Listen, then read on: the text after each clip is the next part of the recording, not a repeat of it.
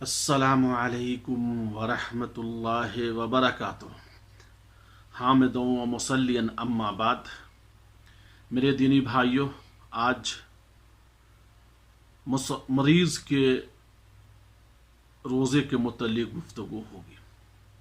اللہ تبارک و تعالی سورۃ البقرہ کے آیت نمبر 185 میں بتاتا ہے وَمَنْ كَانَ مَرِيضًا أَوْ عَلَى سَفَرٍ فَعِدَّةٌ مِّنْ أَيَّامٍ أُخَرَ يُرِيدُ اللَّهُ بِكُمُ الْيُسْرَ وَلَا يُرِيدُ بِكُمُ الْعُسْرَ۔ جو بیمار ہو یا مسافر ہو اسے دوسرے دنوں میں گنتی پوری کرنی چاہیے۔ اللہ تعالیٰ کا ارادہ تمہارے ساتھ آسانی کرنے کا ہے، سختی کا نہیں۔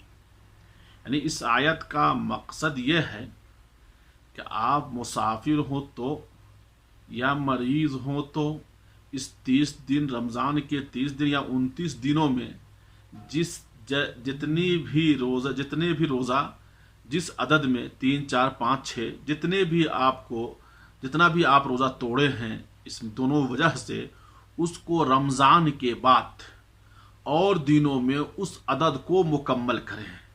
یعنی 29 کا مہینہ ہو یا 30 کا، اس میں 10 5 جو ہو اس گنتی کو مکمل کر کے ایک مہینہ مکمل کر لینا ہے۔ یہاں مسئلہ ہے کہ مریض کو 2 حصوں میں تقسیم کریں گے۔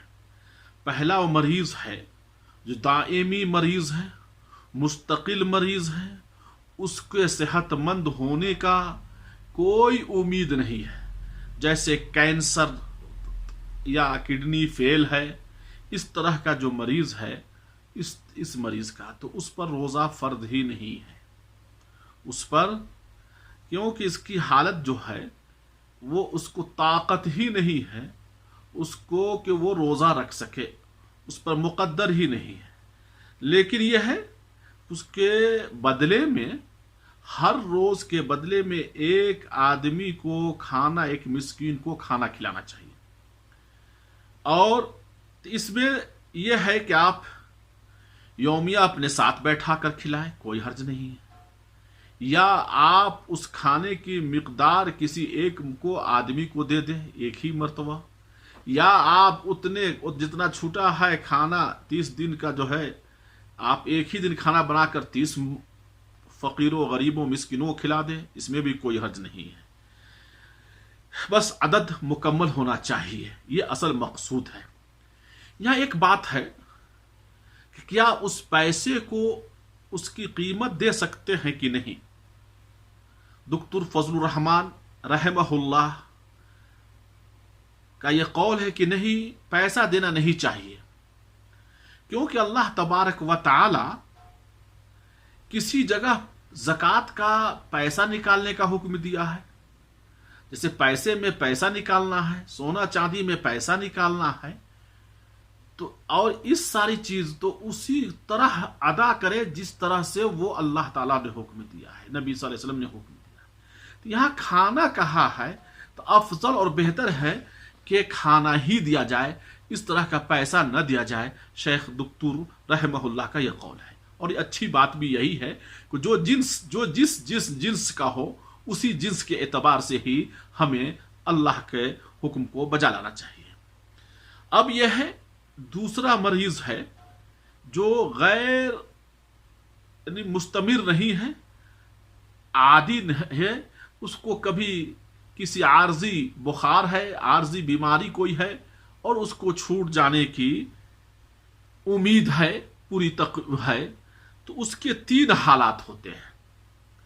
پہلی حالت ہے کہ اس کو روزہ رکھنے میں کوئی مشقت نہ ہو، اور نہیں اس کے اوپر روزہ رکھنے سے کوئی ضرر، کوئی نقصان ہے اس مریض کے اوپر، تو اس کے اوپر واجب ہے کہ وہ روزہ رکھے، اس لیے کہ اس کے پاس کوئی عذر نہیں ہے۔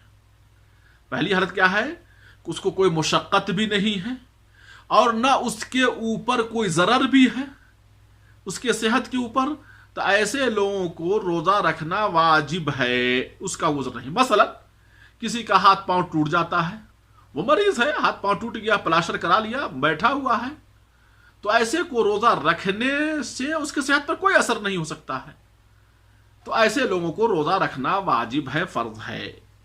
دوسری حالت جو ہے وہ ہے ایسا مریض جو مشقت ہو رہا ہے روزہ رکھنے پر، اسے تکلیف ہو رہی ہے، پریشانی ہو رہی ہے، لیکن اس کو نقصان نہیں ہوتا ہے روزہ رکھنے سے صحت کے اوپر، تو ایسے لوگوں کے لیے مکروہ ہے روزہ رکھنا۔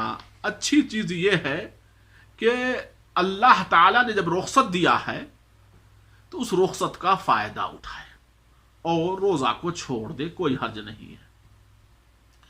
تیسری حالت اور آخری حالت وہ ہے کہ روزہ رکھنے سے اس کے صحت پر نقصان بھی ہے اور اس کو کافی مشقت بھی ہے، تو ایسے لوگوں کے لیے روزہ رکھنا حرام ہے، کیونکہ اس سے اس کے صحت پر نقصان ہے اور اس سے اور زیادہ بیماری کو بڑھنے یا پھیلنے یا نہ بہت سارے مسائل پیدا ہو سکتے ہیں اس کے روزہ رکھنے سے۔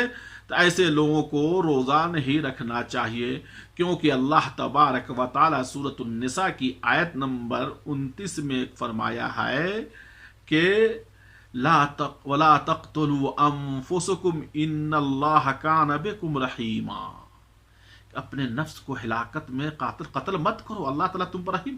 جب تو اللہ تعالیٰ تمہیں رخصت دیا ہے تو اپنے نفس کو کیوں ہلاکت میں ڈال رہے ہو روزہ رکھ کر؟ تمہارے صحت پر بھی نقصان ہے، تمہاری تکلیف بھی ہو رہی ہے، تو یہ اپنے آپ کو قتل کرنے کے مترادف ہے، اس لیے اسے روزہ نہیں رکھنا ہے۔ دوسری جگہ اللہ تعالیٰ سورۃ البقرہ کے 59 آیت میں بھی اسی طرح اللہ تعالیٰ کہا ہے کہ اپنے آپ کو ہلاکت میں مت ڈالو۔ گویا کہ آپ کے صحت پر روزہ رکھ کر نقصان ہو رہا ہے، تکلیف بڑھ رہی ہے، مرض بڑھ رہا ہے، تو آپ کو روزہ رکھنا جائز نہیں ہے۔ ان دونوں حدیث۔ دوسری حدیث جو ہے کہ امام نووی رحمۃ اللہ علیہ نے اس پر بہت لمبی بحث کی ہے، مختصر یہ ہے کہ انسان کو اس طرح کے حالات میں جس سے اس کے صحت پر اس پر نقصان کا زیادہ اثر ہوتا ہے، تو اس پر روزہ رکھنے سے پرہیز کرنا چاہیے، اس کو حرام ہے، رخصت ہو رہی ہے۔ یہ ہے روزہ رکھنے کے لیے۔ اب انشاءاللہ اگلے میں، اور یہ ساری چیزیں میں شیخ ابن عثیمین رحمۃ اللہ علیہ کی کتاب شرح الممتع سے بیان کیا ہوں، ان کی کتاب ہے ورحمہم اللہ۔ جزاکم اللہ خیر۔ انشاءاللہ کل مسافر کے روزے کے متعلق گفتگو ہوگی۔ جزاکم اللہ خیر۔